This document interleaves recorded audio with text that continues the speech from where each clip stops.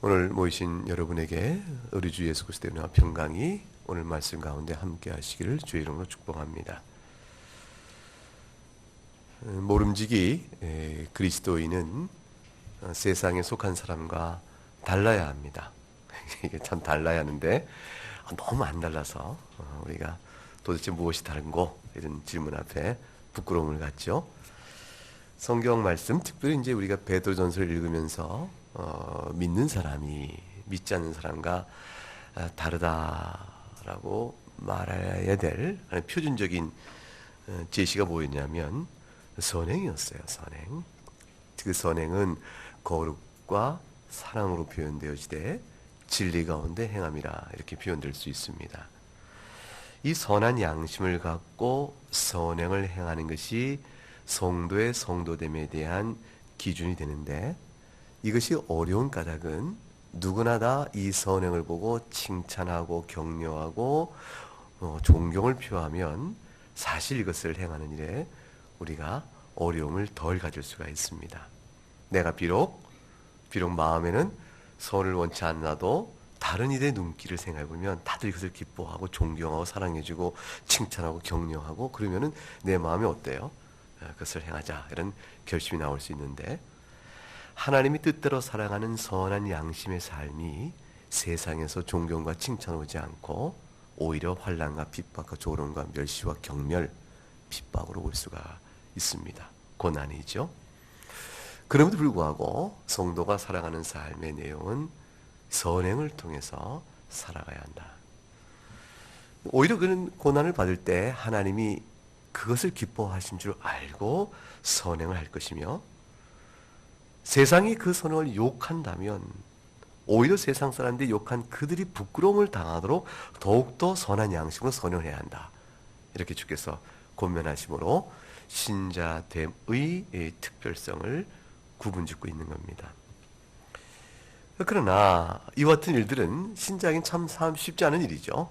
우선 우리가 죄를 지을 때 내면 안에서 내가 온전치 않으므로 육체의 정욕이요 죄의 정욕으로 인한 나의 내면 안에서의 자기 굴복이 이미 있어지는 형태를 보게 되어지는데, 성령을 쫓아 행할 것과 육체의 정욕을 따라 행할 것 사이에 내 안의 갈등이, 그 연약성이 아직도 분명히 있거늘 세상 나의 외적인 상황으로부터도 그것이 압박과 선행이 고난을 오게 되어진다면 그걸 어떻게 이중적인 압박을 감당할 수 있겠어요? 더군다나 공중권세 잡은 마귀나 귀신은 우리에게 계속해서 죄를 짓는 일로 이끌어가기 위한 끊임없는 영적인 시련과 시험이 우리에게 압박해 오는데, 이런 삼중적인 어려움 속에서 우리가 어떻게 신자다움을 고생할 수 있겠습니까? 이와 같은 일에 따라서 베드로 사도를 통해 하나님께서는 우리에게 격려해 주는 것이에요. 그 격려의 몇 가지 내용이 오늘 18절 이하부터 쭉 내오고 있는 겁니다. 이 내용을 지난주에도 우리가 살펴봤는데 그 내용을 정리해가면서 오늘 22절까지 내용을 살펴보도록 하겠습니다. 첫 번째는 그러한 모든 형편을 아시는 하나님께서 우리에게 말씀하시는 거예요. 첫 번째, 그리스도의 모범을 기억하라. 이게 첫 번째 주문이에요. 그리스도의 모범을 기억하라. 18절에 처음 나오는 부분이죠. 그리스도를 생각해보라는 것이에요. 그리스도께서 어떻게 이 땅에 사셨는가 생각해보라. 그가 어떻게 사셨는가. 단번에 죄를 위하여 죽으사 의인으로서 불의한 자를 대신한 것이 아니냐. 그가 비록 의인이었지만 불의한 자를 대신하여 죽으시는 과정 속에서 그가 합당치 않은 고난을 받더라도 그냥 참아 견디지 않았는가. 도살장에 끌려가는 양처럼 잠잠히 가지 않으셨는가. 그리스도께서 어떻게 행하셨는가 생각하라. 그가 행하신 일이 바로 우리가 따라가야 할 일이니라. 오직 주님이 잠잠히 참아 그것을 견디신 것은 한 가지 이유로 설명해요. 아버지께서 내게 명하신 일을 할 따름이라 라는 사실이 있어요. 따라서 내가 행하는 일들이 이런 식으로 환경이 결과가 다가온다면 누가 이걸 하겠는가? 이건 누구라도 할 수 없니다 라는 식의 어떤 핑계와 이유와 상황적인 논리를 들지 않고 주께서 명하신 것이니 다만 할 따름이라. 하고 묵묵히 해나가신 그리스도의 모범을 기억하라라는 것이에요. 두 번째는 이와 같이 우리가 선한 양심으로 선행을 행할 때 아무리 어려도 두 번째 기억할 것은 뭐냐면 예수 그리스도의 사역과 그걸 통해서 그가 얻으신 영광을 생각하라는 것입니다.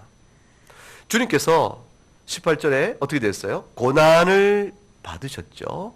그리고 그 고난 가운데 죽으사 돼 있어요. 죽으신 것이죠. 그러나 그것을 끝난 것이 아니고 그 다음에 어떻게 됐습니까? 우리를 하나님 앞으로 인도하려 하심이라. 육체로는 어떻게 돼요? 죽임을 당하셨지만 그 다음 뭐라고 돼 있어요? 영으로는 살리심을 받았다. 부활을 하셨을 뿐만 아니라 이제 그리스도의 영광이 나오기 시작합니다. 주께서 고난 가운데 죽으시고 장사 지내시고 그러으나 마침내 부활하심으로 그의 승귀, 종기와 영광의 자리로 다시 올라가시는 영광의 상태가 드러나는데 그 영광을 생각하라는 것이죠. 부활하셨고 그 다음에 22절을 가보세요. 22절 읽어보겠습니다. 그는 하늘에 오르사 하나님 우편에 계시니 천사들과 권세들과 능력들이 그에게 복종하느니라. 그가 누리신 영광의 존엄의 높아지심은 마침내 하늘에 오르셔서 하나님의 영광과 능력과 존엄을 함께 누리신 분으로 하나님 우편에 계시고 동시에 천사와 권세들과 능력들 모든 영적 세력까지 창조하신 만물의 모든 것들이 다 그에게 복종함으로 만유의 주로 계신다. 그가 누리신 영광을 생각하라. 우리가 믿는 바 그리스도가 죽음으로 우리의 죄를 짓고 그냥 비참하게 죽으시나 아무도 감당하지 못할 고난의 사역을 묵묵히 감당한 그분이시라 라는 끝나는 것이 아니라 그 말이죠. 그분이 그렇게 끝난 것이 아니고 우리에게 영광을 주시기 위해서 자신이 올라가신 높으신 영광을 생각해보며 내가 믿는 그리스도의 영광의 주되심을 기억할 때 내가 그리스도의 교훈에 따라 살아간 일에 대하여 담대함과 또 두려움을 갖지 않는 용기를 가질 수가 있다는 사실을 기억하라고 말씀하는 거예요. 세 번째로는 뭘 의미하면 그렇게 그리스도에서 높아지신 그리스도께서 우리에게 베푸시는 구원의 은택이 뭔지를 기억하라는 것입니다. 우리에게 베푸신 구원의 은택이 뭐냐? 18절에 그리스도께서 고난의 죽음을 당하신 것은 우리의 죄를 대신 지신 것이라 했어요. 그러니까 우리에게 죄사함이 있다는 사실을 기억하라. 죄사함의 은총은 곧바로 우리에게 하나님 앞으로 인도를 받는 존귀함으로 이끌 것입니다. 하나님 앞으로 인도함 받는 것은 죄인에게서는 그것을 곧 무엇을 의미해요? 감당할 수 없는 영원한 심판과 멸망을 의미합니다. 그런데 그리스도로 말미암아 죄에 대하여 모든 속죄를 받은 자로서 즉 의인으로서 하나님 앞에 인도함 받는 것은 뭘 뜻하죠? 하나님의 자녀됨을 뜻하는 것이에요. 하나님의 자녀됨으로 누리는 영광을 생각하라. 그리스도께서 높아지심으로 인해서 우리가 베푸신 얼마나 놀라운 은택이 있는가. 우리가 선을 행할진대 고난을 받더라도 낙심과 절망과 주춤거림과 또 두려워하지 않을 것은 그리스도로 말미암아 우리가 누릴 하나님의 자녀됨의 높은 아름다움의 영광을 베푸셨음을 기억하라. 이게 우리에게 주신 그리스도의 은택이죠. 그걸 생각할 때 마음에 담담이 생기는 것이요. 두려움이 없게 되어지는 것이 아니냐. 네 번째는 신자가 고난을 받으나 믿음으로 인내하며 주춤거리지 말고 두려워하지 말고 끝까지 견딜 수 있는 것은 그래야 마땅한 것은 이미 이와 같은 일을 여러분만 아니라 오늘 살아온 우리뿐만 아니라 먼저 믿었던 숱한 믿음의 선조들이 그 길을 걸어갔다는 사실을 보라는 것이에요. 우리뿐 아니라 먼저 믿었던 믿음의 선진들도 그 일을 감당하여 살았다. 그러니 힘을 내라 하는 것이죠. 그 예를 대표적으로 우리들에게는 누가 이 선진이 되겠어요? 사도들이 되겠죠? 그리고 초대교회 모든 성도들이 되겠죠? 지금까지 교회사를 이끌어온 모든 우리보다 앞선 믿었던 사람들이 다 우리와 같이 먼저 믿어서 한 성도가 되겠는데 베드로 사도를 통해서 이 말씀을 줄 때는 먼저 믿은 선진들이 누구냐? 그럼 다 누구일까요? 구약의 성도가 되는 거죠. 구약의 성도. 모든 구약의 성도가 되어지는데 그것에 대한 대표적인 예로 지금 누구를 18절에 두고 있어요? 19절에 가서 이어지는 가운데 20절에 노아의 얘기를 두고 있는 것이에요. 그것이 바로 19절과 20절의 노아의 때의 이야기입니다. 그러므로 상황적인 상황을 놓으면서 하나님이 이 교회의 역사 속에서 택한 백성들을 든든히 구원으로 이끌기 위하여 어떠한 섭리를 베푸셨는가 생각하라는 것이죠. 당신만의 문제가 아니라 그 말이에요. 오늘 우리가 살아가면서 믿음 안에 살아가면서 주님이 세상이 너무 악해서 세상이 이렇게 악하니 누군들 믿음을 지키며 그리스도의 제대로 살아갈 수 있겠습니까? 이렇게 말할 때 주께서는 노아의 때를 보라 하는 것이에요. 노아의 때는 아주 특징적이에요. 엘리야 때를 보라 할 수도 있겠죠. 아합 왕 시대에 그토록 이스라엘이 타락해가는 때에 하나님 온 이스라엘 가운데 나만 홀로 남았습니다라고 외칠 때에 무릎 꿇자 바르게 무릎 꿇자는 7,000명이다라고 이렇게 세워주듯이 아무리 사방을 둘러봐도 믿는 사람이 없는 것 같아요. 믿음의 동역자여 함께 걸어갈 제자가 없는 것처럼 보이는 그런 악한 상황이 있다라고 외칠 때 아마 우리들에게는 엘리야 때를 보라 이렇게 말할 수 있을지도 몰라요. 베드로 사도를 통해서 하나님은 노아의 때를 주셨어요. 노아의 때는 아주 특징적인 모습이 있는 거예요. 그것이 뭐냐면 홍수의 전면적 인류의 심판이에요. 노아의 때를 보라는 것은 하나님이 어떻게 악인을 심판하신가를 보라 그 말이에요. 하나님이 철저히 심판하신 하나님의 이 무서운 심판을 보라는 것이죠. 절대로 인간의 심판받는 자의 고통의 모든 외침도 심판을 작정하게 내리실 때는 아무 소용이 없다는 것이죠. 그때서 울부짖는 울부짖음이 하나님의 심판의 두려움과 그 엄중성 때문에 외치며 울어가는 많은 사람의 절규도 하나님의 심판을 돌이킬 어떤 이유로 들어서지 못한다.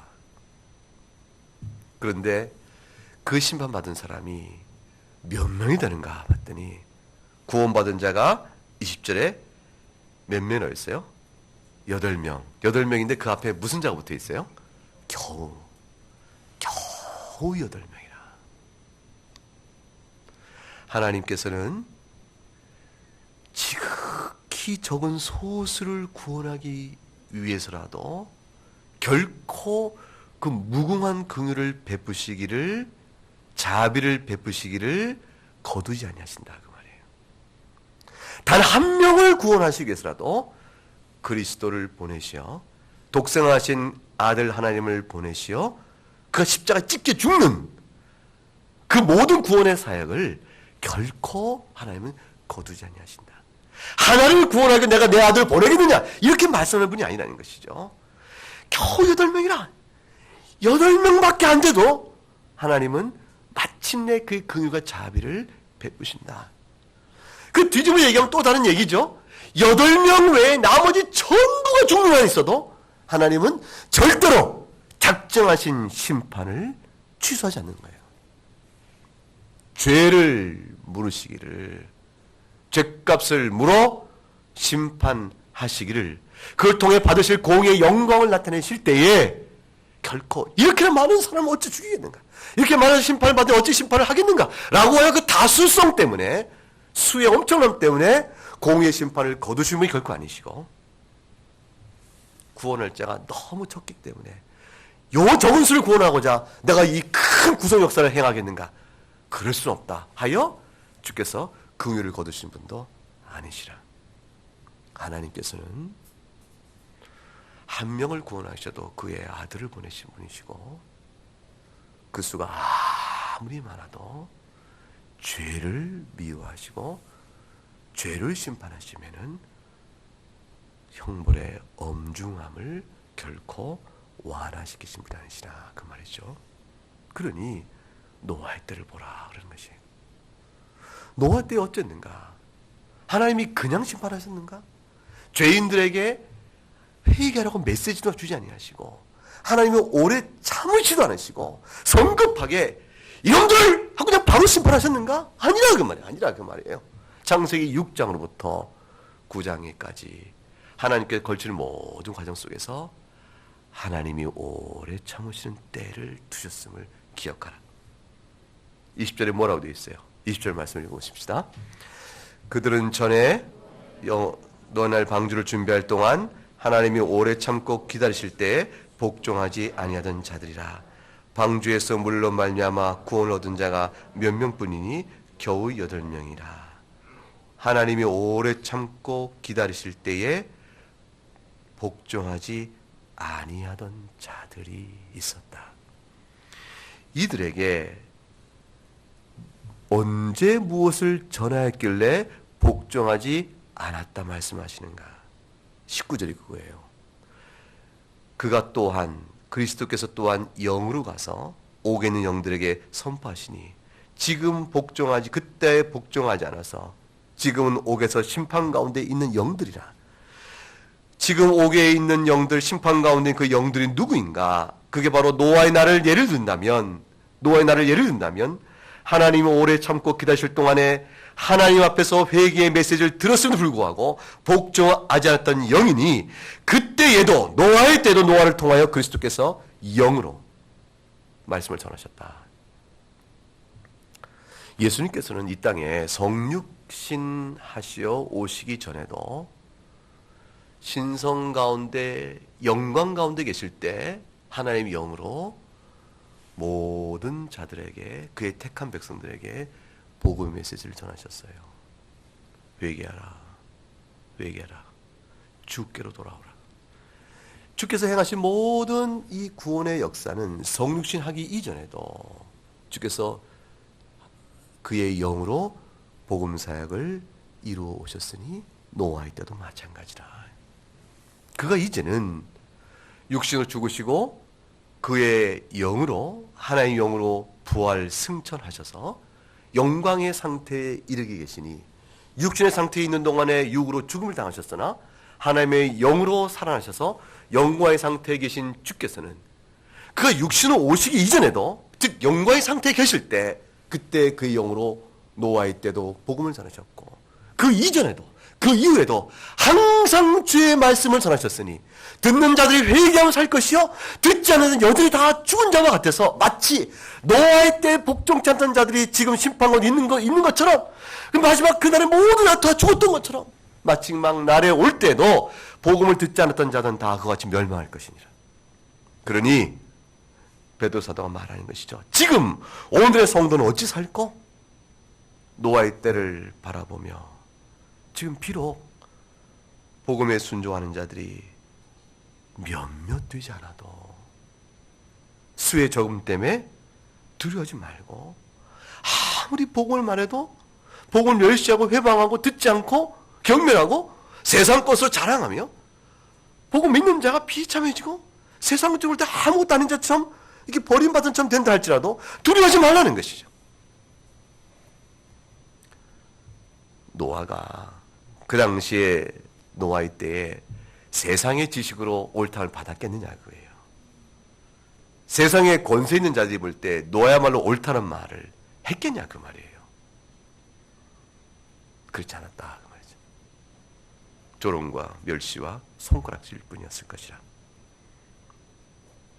그러나 하나님께서 결국 방주에서 물로 말미암아 구원을 얻은 자가 몇 명뿐이냐라고 묻고 겨우 8명 아니었느냐. 근데 그 말은 우리에게는 어떻게 들려요? 너희는 얼마나 더 많으냐 그거예요. 지금 나그네 교회는 얼마나 더 많아요? 온 세상 가운데 8명뿐일 때도 하나님 보고 계셨는데 지금 나그네 교회만 있다. 생각해보자 말이에요. 온 세상이 그리스도를 적대해요. 근데 나그네 교회 교인만 지금 남았다 쳐봐요. 그래도 우리는 8의 몇 배예요? 얼마나 많냐 그 말이에요. 그러니 두려워하지 말고 견디라. 그리스도 앞에서 구원받는 자는 수에 있지 않고 진리에 있다는 말씀을 주고 있는 것입니다.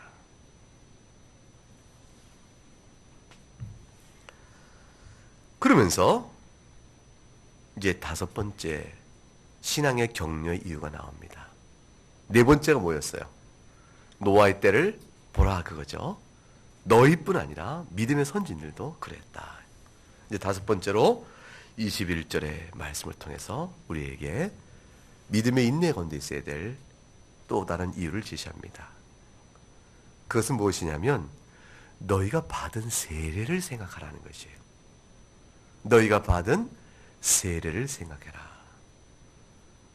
즉 21절은 20절과 연결되어 가면서 우리에게 노아의 홍수 대심판을 언급하는 것과 21절의 세례를 연결시켜서 우리에게 우리가 받은 세례를 기억하여 신자됨의 선행의 도리를 넉넉히 감당하라. 그렇게 말씀하는 거예요. 연결고리는 뭐냐면 21절의 첫 단어가 뭡니까? 물입니다. 그러면 20절에 방주에서 뭐로 말미암아?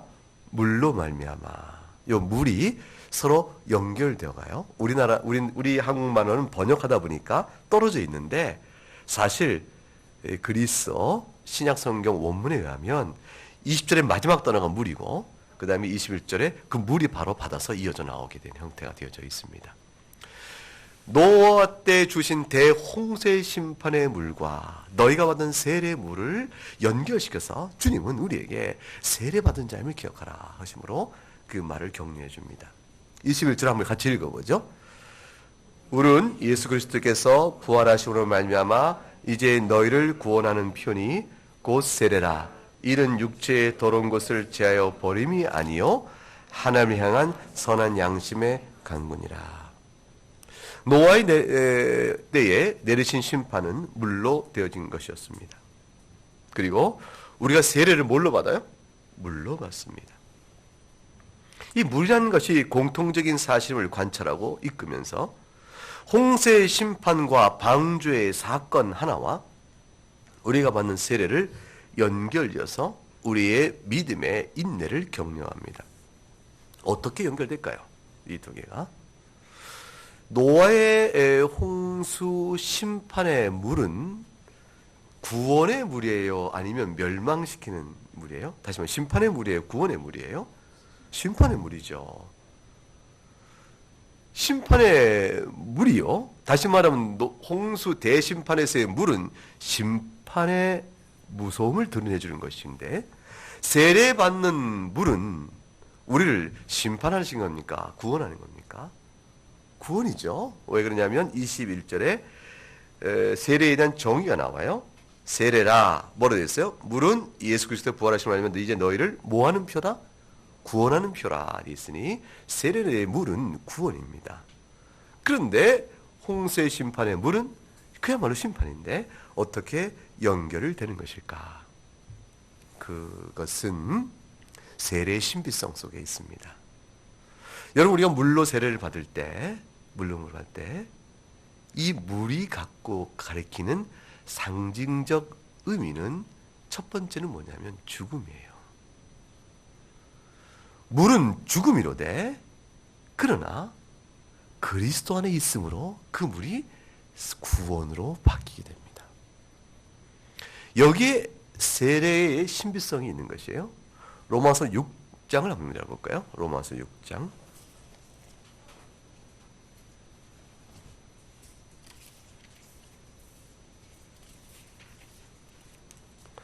로마서 6장 1절부터 5절까지 말씀. 우리 한번 같이 한 절씩 나누어 읽고 5절을 같이 읽겠습니다. 그런즉 우리가 무슨 말을 하리요? 은혜를 더하게 하려고 죄에 거하겠느냐? 그럴 수 없느니라. 죄에 대하여 죽은 우리가 어찌 그 가운데 더 살리요? 무릇 그리스도 예수와 합하여 세례를 받은 우리는 그의 죽으심과 합하여 세례를 받은 줄을 알지 못하느냐?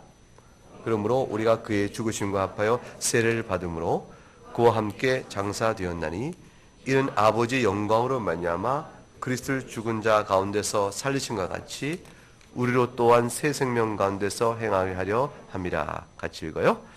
만일 우리가 그의 죽으심과 같은 모양으로 연합한 자가 되었으면 또한 그의 부활과 같은 모양으로 연합한 자도 되어리라. 세례를 받을 때, 우리가 물로 세례를 받을 때 우리가 먼저 경험하는 것은 죽음의 심판입니다. 근데 이 죽음의 심판을 우리가 홀로 받는 것이면 영원한 죽음의 심판이에요. 그런데 물로 세례를 받을 때 우리는 누구의 이름으로, 누구를 믿음으로 세례를 받죠? 예수 그리스도를 믿음으로 세례를 받는 것이에요. 예수 그리스도께서 무엇을 행하신 것을 우리가 믿음으로 구원받죠? 우리의 모든 죄를 믿는 자에게 베푸시는 대리속죄의 은총을 믿고 나가는 것이죠. 그가 죽으심이 나의 죄를 속한 것임을 믿고 나갔는데, 성경에 기록된 그 약속의 말씀대로 내가 믿고 나아가면 과연 그리스도의 속죄의 은총이 나에게 미쳐져 하나님의 신실한 약속대로 나의 죄가 다 대신 속죄함을 받는 은혜를 입을 것이라, 그 약속을 믿고 나오는 자에게 죽음의 심판이 그리스도와 함께 묶여져 내리게 되어지니 실제로 내가 받는 심판은 없고, 누가 내 심판을 다시 받을까요? 예수 그리스도 다시 받는 것이죠. 따라서 물로 받는 세례는 마치 홍수 심판을 통해서 죄값을 따라 죽는 것 같은 일이 이루어지나, 그 일을 내가 받는 것이 아니라 그리스도께서 받으심으로 나는 도리어 살아나는 일을 경험하게 되는 겁니다. 물로 나에게 베풀어진 세례는 내가 그리스도와 연합되어짐으로 인해서 내가 죽어야 하나 그리스도 대신 죽으신 것이요, 그리스도가 죽으심으로 인해서 홍수의 심판을 멸망받은 자와 같이 그리스도가 대신 죽음을 위하여, 그의 죽음을 위하여 물에 대한 죽음이 나에게는 이미 이루어진 것으로 세례가 베풀어지는 것이죠. 그럼 거기서 끝나는 것이 아니에요. 그런데 그리스도 연합됐던 사실은 그리스도께서 죽으실 뿐만 아니라 이제 다시 살아나셨으니, 오늘 읽었던 말씀에 로마서 6장 4절에서 세례를 받음으로 그와 함께 장사해야 되었나니 이는 아버지의 영광을 말미암아 그리스도를 죽은 자 가운데 살리신 것 같이 우리도 또한 새 생명 가운데 행하게 하려 하심이라. 5절에 그의 죽으심 같은 모양 연합한 자가 되었으면 또한 그의 부활과 같은 모양 연합한 자도 되리라. 우리가 그와 같이 부활도 역시 우리에게 미쳐질 것을 세례 속에서 같이 약속되어지고 상징되고 있는 것이에요. 자, 물로 홍수 심판이 주어졌어요. 물은 우리에게 죽음의 의미로 다가와요. 심판적 의미로. 그런데 그 물의 심판 가운데 살아남은 8사람은 어디 안에 있었죠? 방주 안에 있었어요. 방주 안에 있음으로 인하여 물은 오히려 누가 산 자이고 누가 죽은 자를 구분해주는 하나의 방편이 되어버렸어요. 홍수의 심판이 죽음의 심판으로 밀려오는데, 방주 안에 있는 자에게는 물 가운데서도 뭐죠? 산자임을 드러내주게 되어져요. 심판은 그리스도 안에 있는 자에게는 그가 산자임을 드러내주는 계기가 되어지는 것이고, 그리스도 바깥에 있는 자에게는 그 자체가 죽으며 멸망임을 드러내주는 것이에요. 예수 그리스도 안에 있는 자에게는 하나님의 심판이 방주 안에 있는 자와 같이 산자임을 드러내주는 것이고, 그리스도 바깥에 있는 자에게는 하나님의 심판이 그가 바로 멸망받은 자임을 나타내주는 것이라. 세례를 받음으로 우리가 그리스도와 연합된 자가 되었을 때에 물로 받을 모든 심판을 그리스도께 대신 받아 주심으로 우리는 살 길이 열어진 것이고, 그 인하여 그리스도와 연합된 우리는 곧 그 심판 때 어디에 있는 사람과 같을까요? 방주 안에 있는 자와 같은 것이라. 그 방주 안에 있는 것이 바로 그리스도 안에 있는 것 같으니 결국 모든 심판 가운데도 산자로 살아남게 되는 것이라 볼 수가 있습니다. 그러므로 오늘 본문을 다시 돌아오게 되어지면 베드로전서 3장 21절에 물은 예수 그리스도께서 부활하심으로 말미암아 이제 너희를 구원하는 표라라는 말로 되어집니다. 물은 본래 심판이었으나 그러나 그리스도 안에 있는 자에게는 오히려 그들이 죽은 자가 아니요 산자임을 드러내주는 하나의 계기가 되듯이, 너희가 세례를 받을 때의 물은 너희가 아니요 그리스도께 대신 죽으심으로 심판을 받으신 것이요, 너희는 그리스도 안에 있으므로 홍수 심판 때 방주 안에 있는 자처럼 너희가 산자가 되어졌고 그 그리스도 말미암아서 부활하심으로 말미암아 너희는 그리스도 안에 있으니 이제 너희도 또한 부활한 자가 되니 결국 세례는 너희를 물로써 구원하는 표가 되어진다라고 말씀합니다. 그러면 물로 세례를 받으면 그가 어떤 사람이건 간에 중생케 되는 것인가? 소위 세례 중생선을 주장하는 자도 있어요. 그래서 유아세례를 꼭 받아야 한다라는 사람도 있는 것이죠. 유아세례 때에 세례를 주면 그 세례 의식 자체가 아이를 중생한 자로 만들어버린다. 이렇게 얘기하는 자도 있는 것이죠.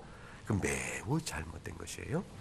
오늘 읽었던 21절에 새 물은 구원하는 편이 곧 세례라 라는 이 말만 따오고 이 말만 따오면 봐라! 세례가 물로써 구원하는 편이 이 세례를 주면 그가 바로 살한 자가 돼서 중생자가 된다라는 식으로 억지로 끌어다 해석하는데 성경을 읽다 만 것이죠. 그 다음에 이어지는 구절은 바로 그렇게 해석하는 것이 잘못된 것을 증거해줘요. 뭐라고 되어 있어요? 세례라 이는 뭐라고요?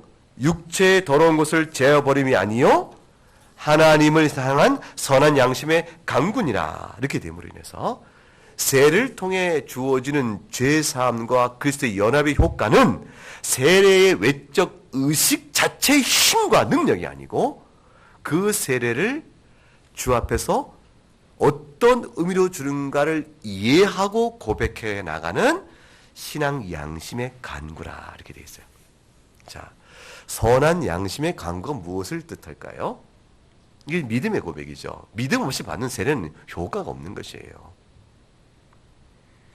세례 자체가 중생자임을 담보하는 것이 아니고 세례를 중생자에게만 준다라고 말할 수도 없는 것이에요.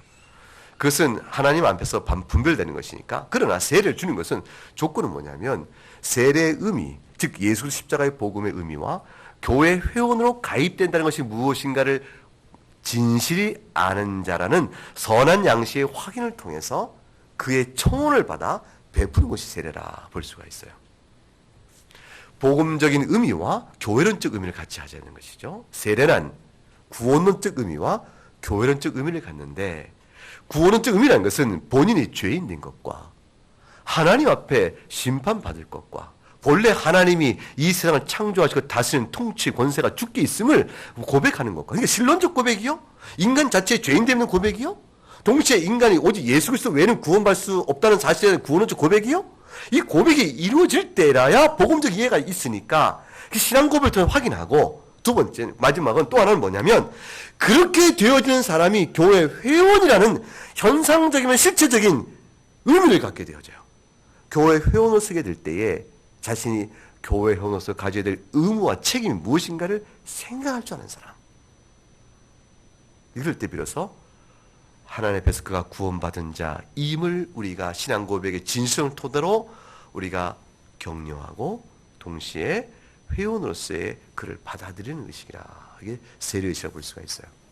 이 세례 의식에 합당한 모든 고백적인 절차를 오늘 21절에 뭐라고 말했었냐면 하나님을 향한 선한 양심의 간구라. 이렇게 말한 것입니다.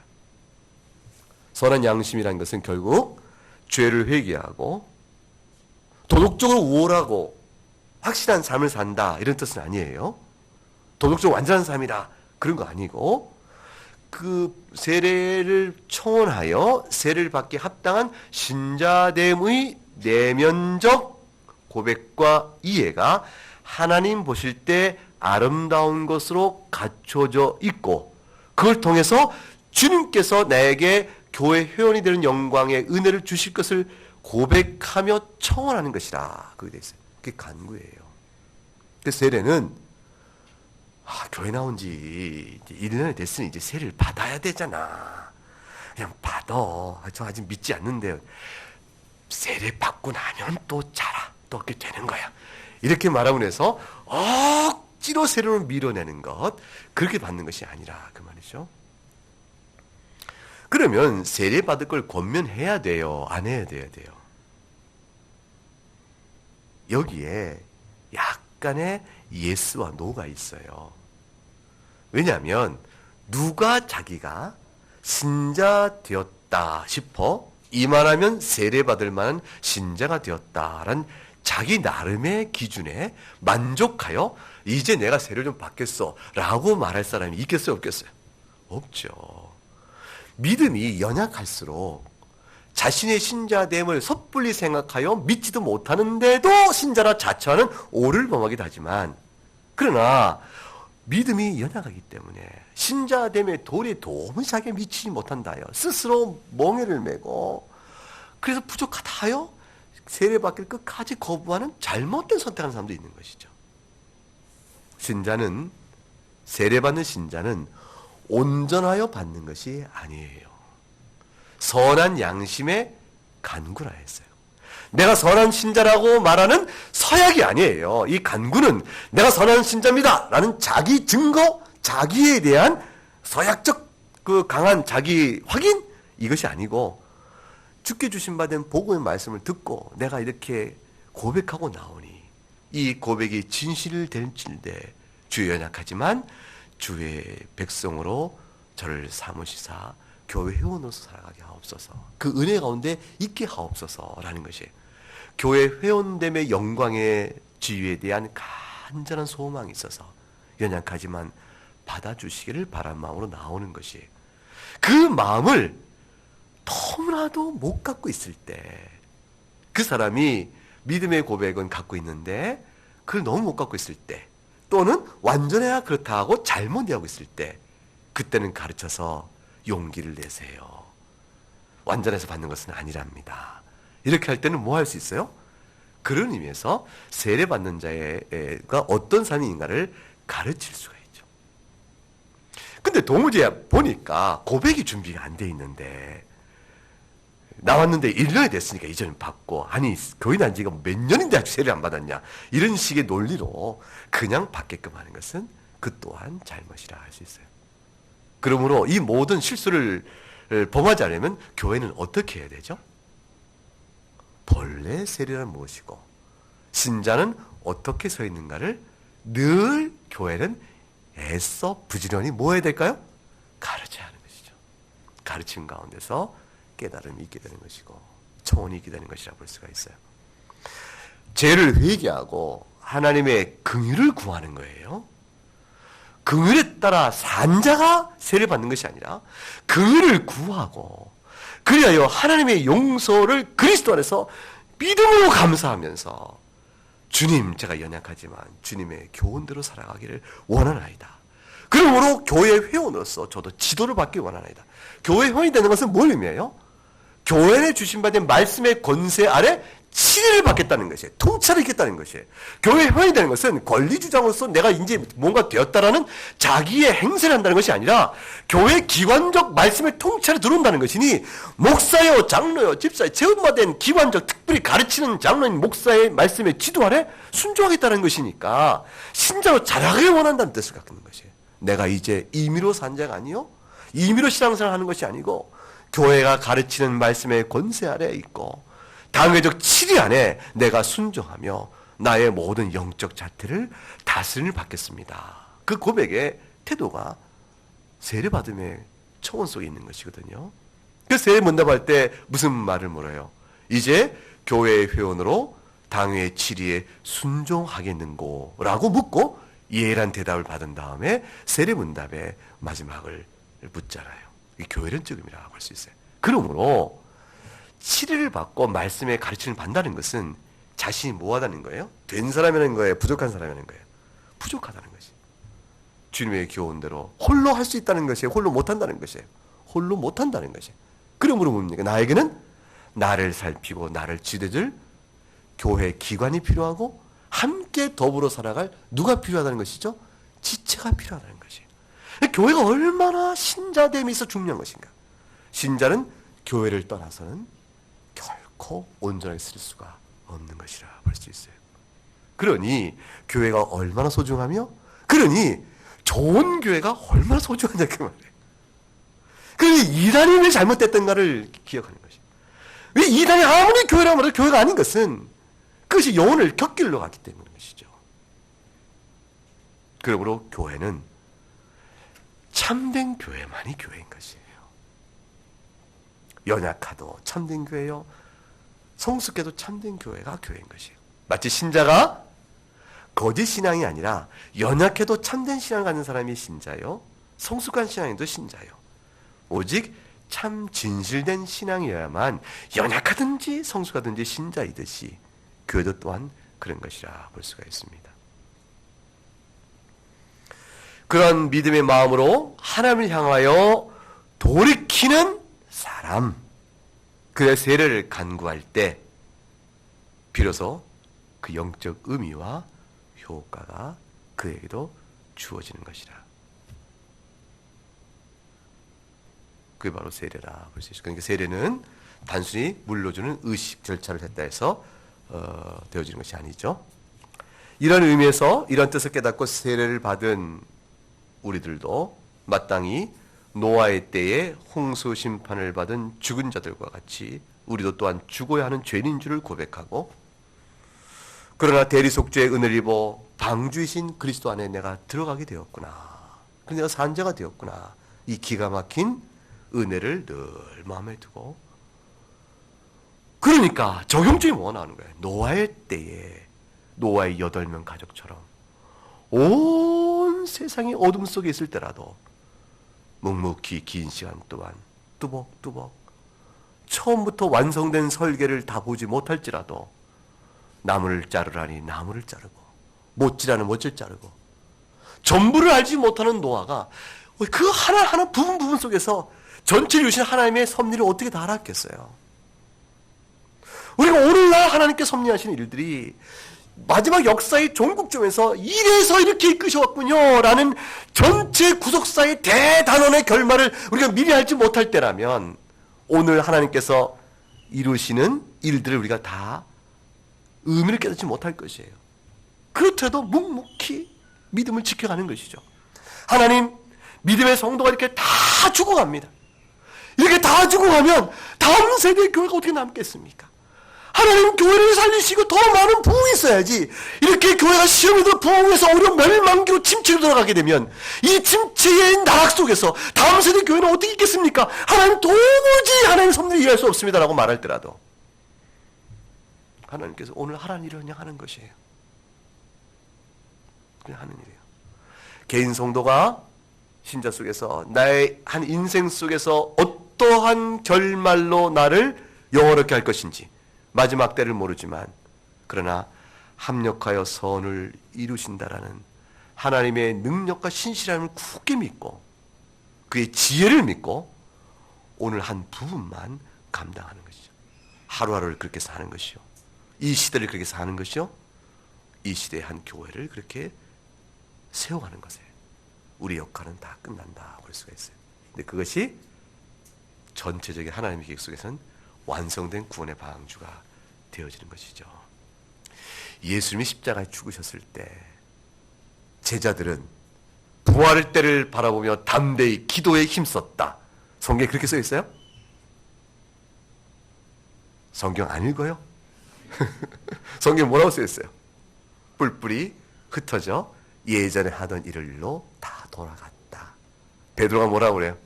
나는 고기나 잡으러 가련다.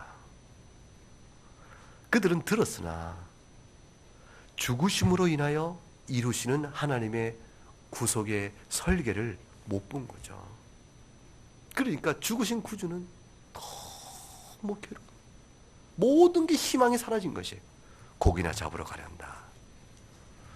부활하신 주님을 뵙고서야, 그리고 주께서 40일 동안 하나님 나라에 대해서 가르치고 나서야 그들의 눈이 떠지기 시작한 것이에요. 여러분은 부활하신 주님을 배웠어요? 못 배웠어요? 배웠잖아요. 말씀을 통해 배웠잖아요. 보이지 않고 믿는 자가 더욱 복되다 하셨잖아요. 여러분, 부활하신 주님께서 가르쳐주신 하나님 나라에 대한 40일간의 친히 가르치셨던 이 놀라운 과외 공부, 특별 과외 같은 부활하신 주님께서 40일 가르치신 이 가르침의 그 깊이를 여러분 들어요? 못 들어요?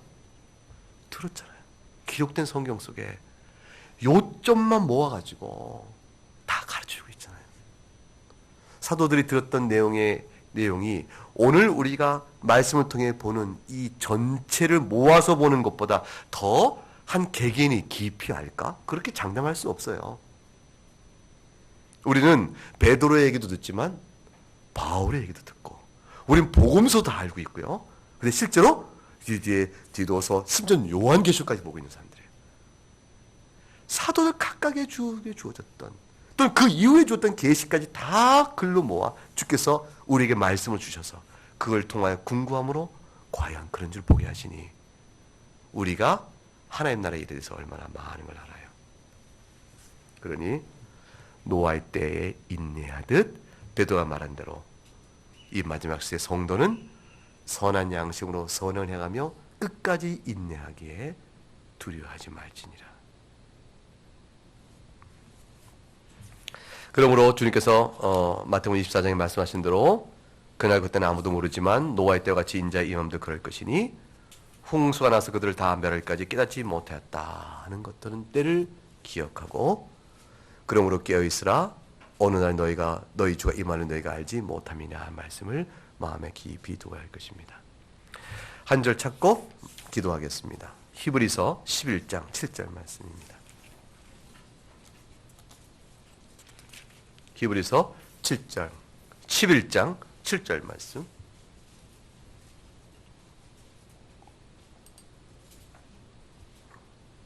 읽겠습니다. 믿음으로 노아는 아직 보이지 않는 일에 견고하심을 받아 경외함으로 방주를 준비하여 그 집을 구원하였으니 이런 말미암아 세상을 정죄 믿음을 따르는 의의 상속자가 되었느니라. 아멘. 우리의 선행으로 믿음이 있느로 방주를 준비해 가겠습니다. 우리가 지을 방주는 사실 없습니다. 왜냐하면 그리스도가 방주이므로 우리가 할 일은 그 방주 안에 있음을 감사하는 일뿐이에요. 은혜로 주님을 찬송하며 그의 교훈을 따라 사는 자가 되어야 할 것이며, 그것을 가리켜 성경은 경건이라 이렇게 말씀합니다.